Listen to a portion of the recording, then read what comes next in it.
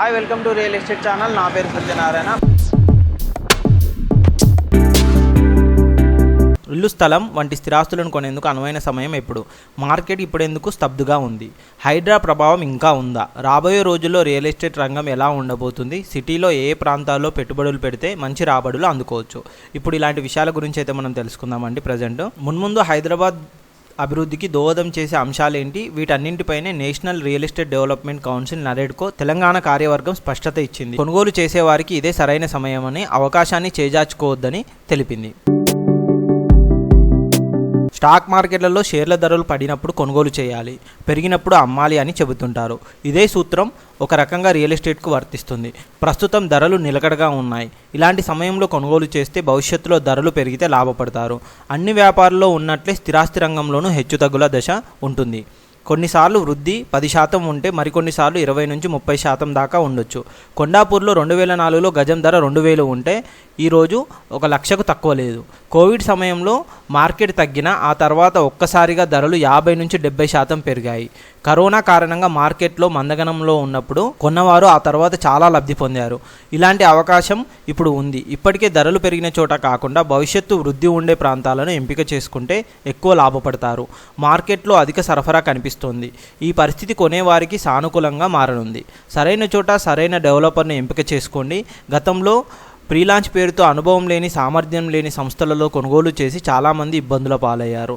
సంస్థ track record చూసి అన్ని అనుమతులు వచ్చిన ప్రాజెక్టులోనో కొనండి, లేదంటే ఆ కంపెనీ యొక్క ప్రొఫైల్ చూసి కొనుక్కోండి.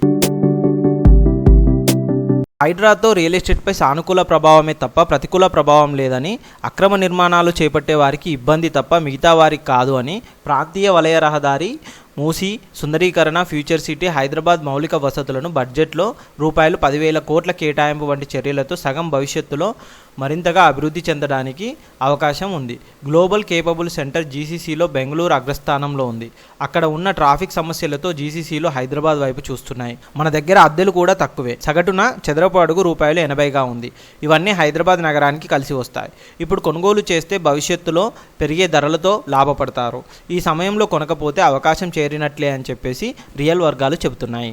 పశ్చిమ హైదరాబాద్లో రద్దీ పెరిగిపోయింది. ఇది కాకుండా తూర్పు, పడమర, దక్షిణ ప్రాంతాల్లో రాబోయే రోజుల్లో వృద్ధికి అవకాశం ఉంది. రూపాయలు 20 నుంచి 30 లక్షల ధరల్లో స్థలాలు, సరసమైన రేట్లలో ప్లాట్లు కొనాలంటే ఈ ప్రాంతంలోనే సాధ్యం. కరీంనగర్ మార్గం, బెంగళూరు జాతీయ రహదారి, శ్రీశైలం సాగర్ రోడ్, విజయవాడ జాతీయ రహదారి వంటి ప్రాంతాలు రాబోయే రోజుల్లో మరింత ప్రగతి సాధించే పరిస్థితి కనిపిస్తుంది. అంతేకాకుండా ముంబై హైవే కూడా హైటెక్ సిటీకి చాలా దగ్గరగా ఏరియాలో ఉంటుంది కాబట్టి ఇక్కడ వైపు కూడా మనం పెట్టుబడి అనేది పెట్టవచ్చు అన్నమాట. కొనుగోలుదారుల ప్రయోజనాల దృష్ట్యా నరేడ్కో తెలంగాణ ప్రభుత్వానికి కొన్ని విజ్ఞప్తులు చేసింది. త్వరలోనే సానుకూల ప్రకటన ప్రభుత్వం వైపు నుంచి వస్తుందని ఆశాభావం వ్యక్తం చేస్తోంది. కొనుగోలుదారులపై భారం తగ్గించేందుకు కొంతకాలం రిజిస్ట్రేషన్ ఛార్జీల్లో రాయితీ ఇవ్వాలి. మహిళల పేరున కొంటే మరింత రాయితీ అందించాలని అభ్యర్థించింది. దీంతో విక్రయాలు పెరుగుతాయని ఆశాభావం వ్యక్తం చేసింది. సరసమైన గృహాల నిర్వచనం మార్చాలని కేంద్రానికి నరేడ్కో జాతీయ కార్యవర్గం సూచించింది. ప్రస్తుతం సరసమైన గృహం అంటే రూపాయలు 45 లక్షల ధరగా ఉంది. విస్తీర్ణం 650 చదరపు అడుగుల వరకు మాత్రమే. ఈ ధరను 1 కోటికి పెంచాలని కోరారు. దీంతో జీఎస్టీ, ఆదాయ పన్నుల్లో రాయితీలు లభిస్తాయి. ఆ మేరకు ప్రయోజనాన్ని బిల్డర్లు కొనుగోలుదారులకు బదలాయిస్తారు. విస్తీర్ణం విషయంలో రాష్ట్రాలకు స్వేచ్ఛ ఇవ్వాలి. ముంబైలో 650 చదరపు అడుగుల ప్లాట్ అంటే పర్వాలేదు, కానీ మన దగ్గర ఇంత విస్తీర్ణంలో కడితే కొనడానికి ముందుకు రారు. ఈ విజ్ఞప్తులపై త్వరలోనే సానుకూల నిర్ణయం వెలువడే అవకాశం ఉందని నరేడ్కో తెలంగాణ కార్యవర్గం తెలిపింది. ఇలాంటి మంచి మంచి రియల్ ఎస్టేట్ న్యూస్ కోసం మా ఛానల్ని సబ్స్క్రైబ్ చేయండి, షేర్ చేయండి, కామెంట్ చేయండి. అంతేకాకుండా నరేడ్కో వాళ్ళు చెప్పారని కాదు, కానీ బెస్ట్ టైం అండి ఇన్వెస్ట్మెంట్కి. ఎందుకంటే ఇప్పుడు ధరలు తక్కువ ఉన్నప్పుడే మనం ఏది కొనలేదు అన్నప్పుడు, రియల్ ఎస్టేట్ భూమిలో ఉందనుకోండి, అప్పుడు ఏం కొంటాం? అసలు ఏది కొనలేము అనమాట. ఇదైతే మా ఛానల్ ఒపీనియన్. మీకు ఇలాంటి మంచి మంచి రియల్ ఎస్టేట్ న్యూస్ కోసం మా ఛానల్ని సబ్స్క్రైబ్ చేయండి, షేర్ చేయండి, కామెంట్ చేయండి. Thank you.